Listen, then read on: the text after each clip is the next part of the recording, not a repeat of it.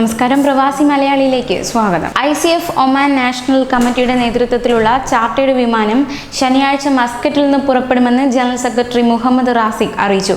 കോഴിക്കോട്ടേക്കാണ് ആദ്യ സർവീസ്.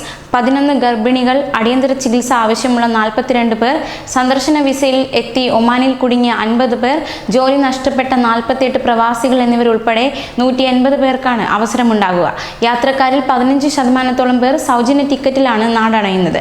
50% യാത്രക്കാർക്ക് 10 മുതൽ 50% വരെ നിരക്കിളവും നൽകിയിട്ടുണ്ടെന്ന് ICF നാഷണൽ കമ്മിറ്റി അറിയിച്ചു.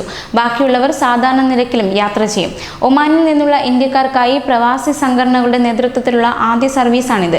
ഇന്ത്യൻ എംബസിയിൽ രജിസ്റ്റർ ചെയ്തവരെയാണ് യാത്രയ്ക്കായി തിരഞ്ഞെടുത്തിരിക്കുന്നത്. എംബസിയുടെ മുൻഗണനാ ക്രമത്തിലാണ് യാത്രക്കാർക്ക് അവസരം നൽകിയിരിക്കുന്നത്. കാന്തപുരം AP അബൂബക്കർ മുസ്ലിയാരുടെയും കേരള മുസ്ലിം ജമാഅത്തിന്റെയും നേതൃത്വത്തിൽ നടത്തിയ ഇടപെടലാണ് നടപടികൾ വേഗത്തിലായത്. മുഖ്യമന്ത്രി പിണറായി വിജയൻ, കേന്ദ്ര സർക്കാർ പ്രതിനിധികൾ എന്നിവരുമായി ചർച്ച നടത്തുകയും വിഷയത്തിൽ ആവശ്യമായ ഇടപെടലുകൾ നടത്തുകയും ചെയ്തിരുന്നു. ഒമാൻ അധികൃതരുടെയും കേന്ദ്രത്തിന്റെയും കേരള സർക്കാരിന്റെയും മുഴുവൻ നിർദ്ദേശങ്ങളും പാലിച്ചാണ് ചാർട്ടേഡ് വിമാനമെന്നും ICF ഭാരവാഹികൾ അറിയിച്ചു. വരും ദിവസങ്ങളിൽ കണ്ണൂർ, കൊച്ചി സെക്ടറുകളിലേക്ക് സർവീസ് നടത്തുന്നതിനും ശ്രമങ്ങൾ തുടങ്ങിയിട്ടുണ്ട്.